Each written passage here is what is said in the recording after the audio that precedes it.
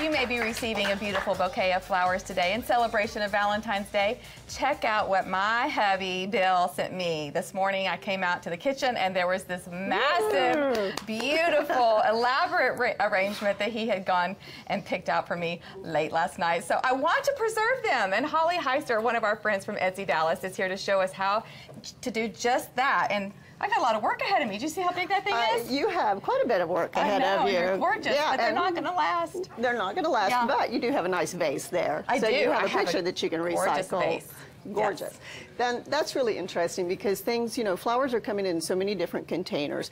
And I'm, you know, kind of like if you get a bouquet and you want to preserve it, then you can pick whatever you want to and put it in there and make it a piece of art. For instance, I have a little carafe here that I just threw my bouquet in, and I thought, well, you know, one way that I can preserve this is I can just leave this, and because it's baby's breath in the hydrangea, I can put a little water in it, change it out, and it'll dry naturally on its own. So it's okay just to let it sitting with the water, and then what if the water becomes like dark and murky and a science experiment? Don't let it get moldy and bacteria that kind of turns it off. What you'll do is you'll take the flowers out and then change your water out. All right. But eventually the baby's breath will dry, and that's called the lacy way, which I like the lacy way. That's right up my alley. That sounds perfect. But I'm sure there's other ways to go about this. Absolutely.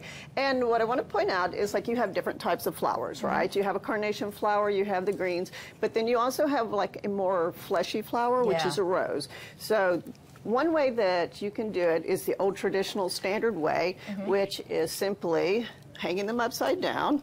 Okay, you want to make sure that you clip, and I'm going to put my hanger back down.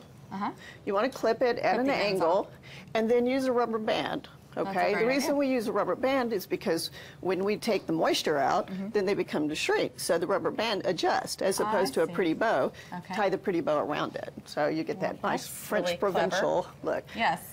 Because I like a time saver and space saver, I put it on just a little pant hook and then hang it up either in a closet, somewhere that's dry and has like lots of air circulation. I never would have thought of that. Yeah. That's perfect. Well, I was like, okay, how am I going to hang these in my house? And I'm like, okay, that'll do it. Y'all are so clever. Awesome. Another technique is by oven drying. Oh, okay. So if your oven goes down to 100 degrees, it's a very slow drying process. You do have to keep an eye on it, and you do want to like rotate your flowers so it doesn't get flat. I want to point out like such a color difference. This was that rose that went to that? It went to this color. Wow. So just as you're drying things to preserve them, note that what color you start with may not necessarily, it's going to deepen and get richer. Okay, so if you don't want necessarily a darker rose, start with a lighter color. Very pretty. Okay. One more opportunity to dry. This is just simply drying flat, put it in a tray, and then you can put a paper towel in there and it'll just absorb the moisture. And over time, you just let it sit for... Yeah, and all of these, like this is a day process.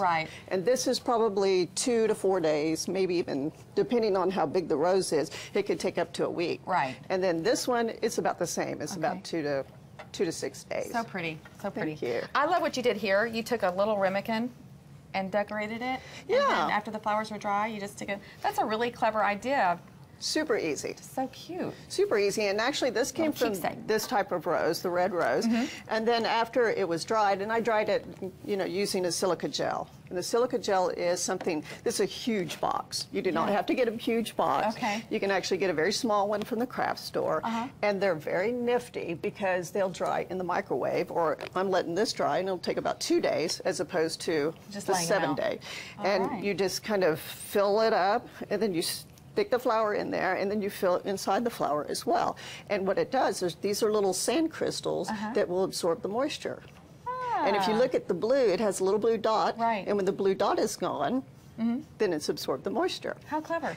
Also, you can keep using it. So once you use it once, let the blue dot come back, use it again. And then you have this hairspray sitting here, and I didn't think it was for our hair. What are you doing with this? Well, actually, you know, to finish off the flower, you might want to add a little essence, which we may talk to our previous segment and grab some of that, but you might want to put a little shine on it and just kind of brighten up the flower. So it's okay to spray hairspray? Yeah, absolutely. Hairspray is like the easiest, quickest fix for a lot of things. Who knew? Yeah. Who knew? Get static out from under your dress and absolutely. spray it on your flowers. And make your flowers great. That's awesome. And the last thing I really want to point out is there's no mistakes. If things fall off and start to dry out on their own, then I just made a nice little keepsake jar, grabbed some of my little Valentine clip art, cut a little piece of flower, and a mason jar. And you still have the memory right there in that cute little jar. Awesome. Yeah. Thank you so much. I appreciate all these good little ideas because we're going to have plenty of flowers for everybody to dry out. Let's hope so. You can check out this segment again on our website. It's thebroadcasttv.com, and then you go back and get all those good ideas one more time. We've got a couple special things planned for you next. We're planning Name That Love Song, and we have a special Valentine's surprise for one of our viewers. Stick around. We'll be right back.